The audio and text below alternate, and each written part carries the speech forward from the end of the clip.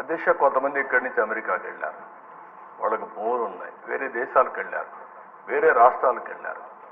వాళ్ళు కానీ ఒక్కొక్కసారి రికార్డులు చెక్ చేసుకోకపోతే, రికార్డులు మారిస్తే తర్వాత ఆ భూమి ఆటోమేటిక్గా డీమ్డ్ క్లాసిఫైడ్ చేసేసారు, నోటీసులు కూడా పడదు.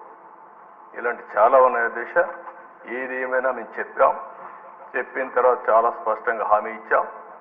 హామీ ప్రకారం మొదటి సంతకం ఏదైతే నేను చెప్పానో డిఎస్సి అని, మొదటి 5 సంతకాల్లో ఈ ల్యాండ్ టైటిలింగ్ యాక్ట్ కూడా పెట్టి రద్దుకు ప్రతిపాదన పెట్టాం.